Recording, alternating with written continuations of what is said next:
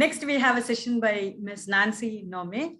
Nancy is the founder and MD Celium Management Consultancy, and she is going to talk about how to turn ESG theory into excellence practices, focus on good governance, highest ethical and governance standards, UN SDG 16.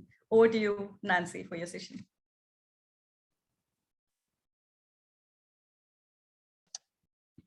Thank you, Aparna. Thank you very much. It's my pleasure to be with you here today. And thank you, and Santosh, for this wonderful platform. And while I was speaking to listening to the speakers before me, I saw a lot of common things, and they spoke about actions, they spoke about measuring, and they spoke about a lot of good things that we need to be doing for sustainability and ESG. And I'm going to continue there talking about systems. So let me start by sharing my presentation. Can you see the full screen, Aparna? Yes, Nancy. Okay, so today I'm going to be talking to you just for the next 15 minutes about ESG theory and how can we make it into excellence practices. And I think it's very important from all what we've heard so far is how important are the practices of people and what do we do for the environment.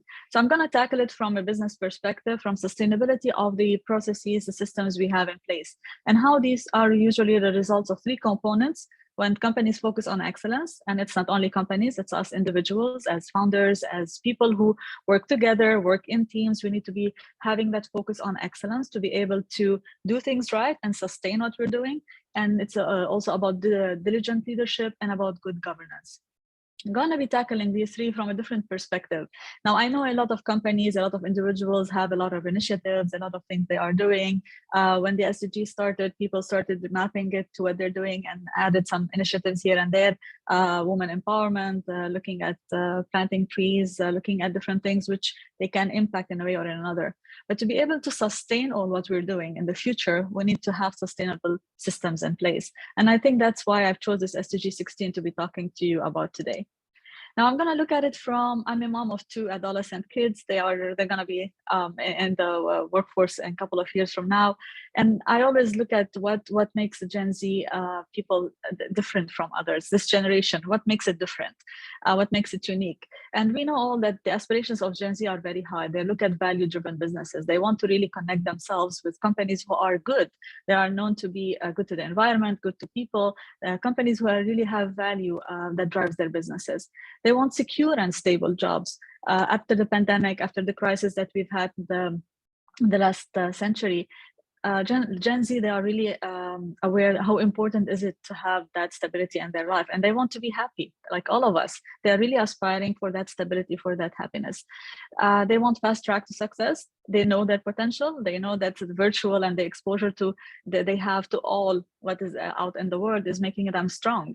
Now they know sometimes more than us, their parents. So they need fast track to success. They don't want to really spend time, a lot of time, to learn things the hard way. They want to do things right, and they want to move forward quickly. And they want safe and healthy planet. And I think this is our job and their right to have that. It's our job to protect the planet for them and to make it safe. And what we see now, it's really not what is happening. And we see the impact of the global the climate change on the different things we're having. Sorry, I'm not able to remove the pop-up here. Okay.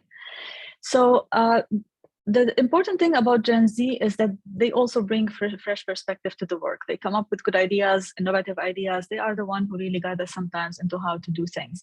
But to be able to sustain all what we have, to make it available for them in the future, is really about focusing on the SDGs, focusing on the systems, and focusing on how to make things work now and in the future.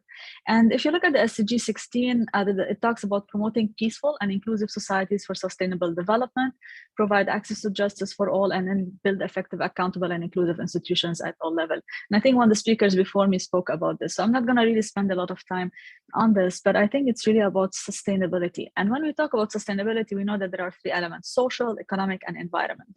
But for me, from coming from a business perspective, coming from an excellence background, I will look at the sustainability of how I can have these elements and be able to have them still and have the right things done in the future. How can I sustain all what am I doing? How can I make sure that the decision I'm taking now are having the right consequence and impact on what I'm doing for the future? And this is what we really need to look at. We need to marry those two things together to be able to get the right results and the things we aspire to get. Now, if we look at the ESG, the definition of ESG is creating sustained outcomes that drive value and fuel growth while strengthening our environment and societies. And I think also speakers before me explained a lot. I think Faluka explained a lot what ESG is. But for me, I will look at it from a different perspective. And that's what I'm going to be explaining to you here today. How can I build that sustainability into the system I have? How can I make my systems, which I'm really using now, excellent in delivering the outcome that I'm expecting to get, whether I'm an institution, a corporate, whether I'm working on an individual level, a nonprofit. Everyone who has a kind of is an organization that's aspiring to get outcome need to have good systems in place. And these systems needs to be excellent. They need to be robust. They need to be able to, they need to be resilient and agile at the same time. The pandemic taught us how much is important to be able to be responsive and to be able to shift to new dimensions, to new norms, and how we spoke about the new norm for long, right? So that new norm, it's not really well defined, but it's something we need to adapt to it. It's something that we need to keep adjusting to it. And with our systems, so the SDG 17, they talk about different initiatives, different systems in them. And we have the SDG 17 talks about partnership. So all of these, they really need to have kind of systems to support them. And the ESG, the environmental, social, and governance elements, they are available and they are present in a lot of excellence models. I'm going to detail one of them for you in a while. Now, what's the difference between ESG and sustainability? I think all of us are familiar with sustainability. It's really about the earth system, the society. It's an inside-out focus on earth and social systems. We look at how we can do, how we can protect, how we can really mitigate the actions we're doing on the environment, on the planet, and even on the society and the individuals and the community. ESG is more business and finance, so it's outside out focus on earth and the social systems. And ESG is very important.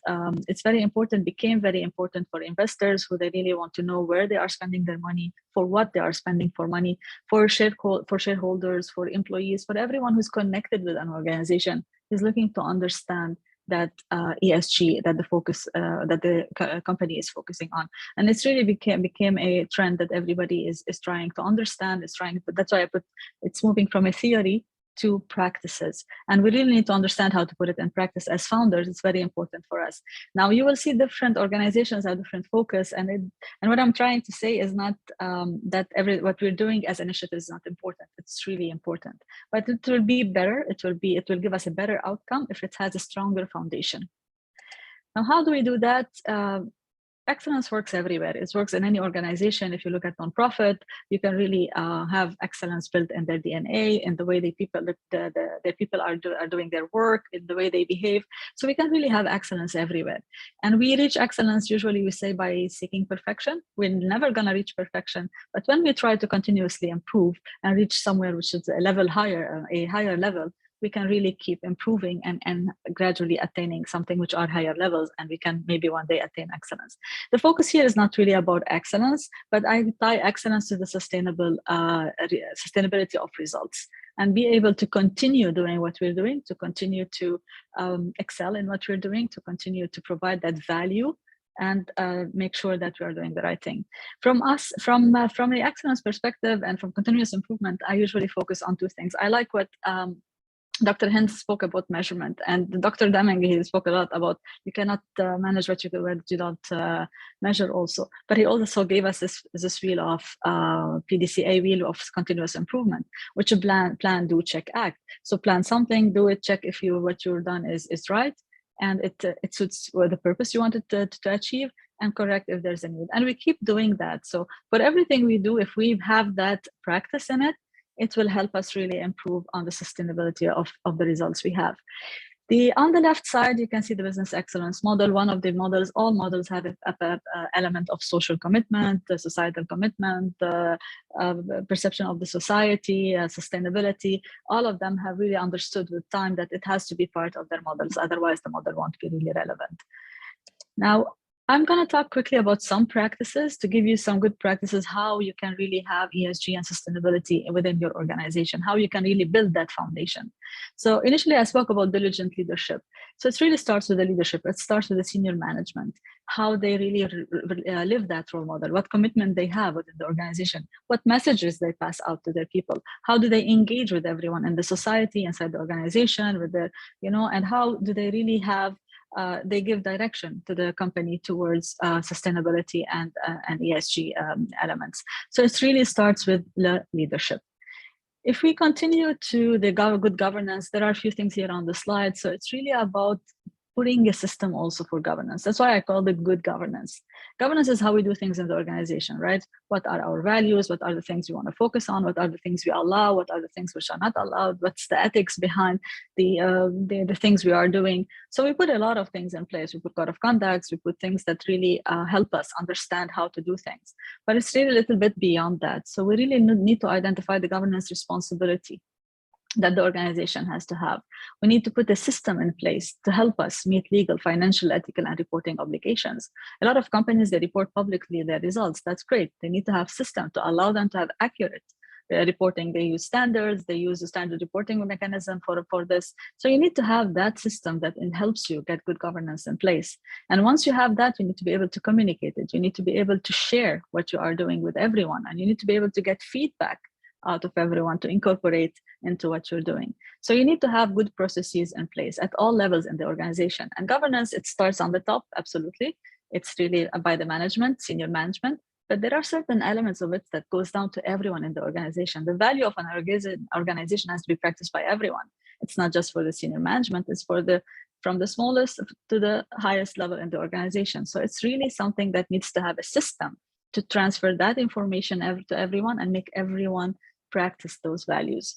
And really it's about for good governance is really also looking at how other organizations see us from outside. What do the people see out of what we are doing? Are we good employers? Are we good to the society? Are we really reflecting on those values we have outside our organization? Are we having good partnerships? All of these are good governance practices that organization can put in place. And all this really ties back to what I said. It's about really building excellence in the system, having sound processes. You need to define your process for governance. You need to define your process when you want to really look at sustainability. And the Plan, Do, Check, Act, it's really a simple way, but it's a great way to do that. What you want to do, have a process for it, implement, review, measure, review what you're measuring, the matrices, see whether you achieve what you wanted to achieve, and correct if there's a need. And here also the process of good governance also needs to be also reviewed, the process itself, to ensure that the system we put in place and meets the standard that we want to achieve. And also we have to have a provision for the change, adjusting to change, anticipating change. Before the pandemic, I think we were not taking this very much seriously, right? But the pandemic taught us that we need to really be vigilant. We need to be able to respond to change quickly, but also we need to try to anticipate the change. And now I wonder how many organizations will be better prepared if, unfortunately, we have another pandemic.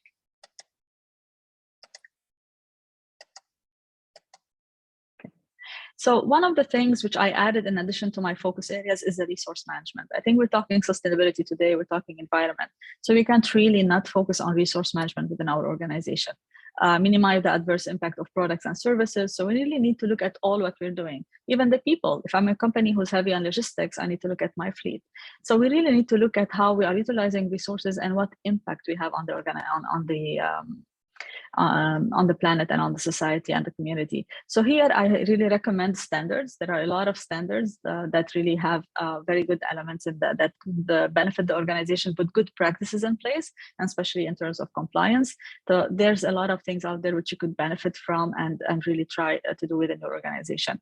One thing which I really recommend when resource management is look at things which you can do, which you can afford, be realistic. Sometimes companies are not realistic, right? We start doing things either too small for us or too big for us.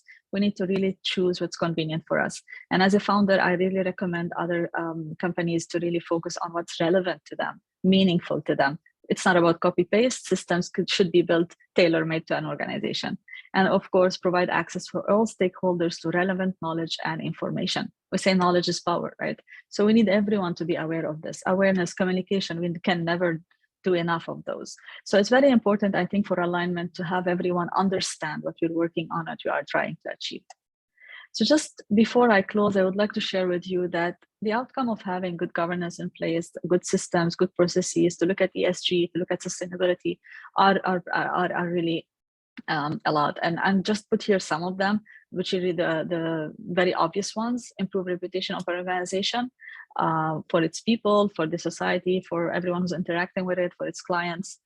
Innovative strategies. I think someone before me spoke a lot about innovation also. That's really helped us when we have good systems in place, and we can have system for innovation itself. We know also what's important and what's good for our organization. Reduce business cost. When you do the right thing, when you have focus on resources, good process, efficient process, you're definitely going to reduce your cost.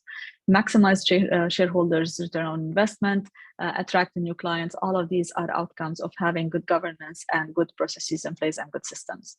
With this, I would like to thank you all for having me today, Aparna and Santosh. This is a great forum. I think keep doing what you're doing, because it's really very important, I think, for the founders and for also everyone on this planet. And thank you very much again for having me. Thank you so much, Nancy, for the wonderful session. I'm sure our listeners will start looking to excellence and good governance in whatever they do after this session. Looking forward to more interactions with you. Thank you.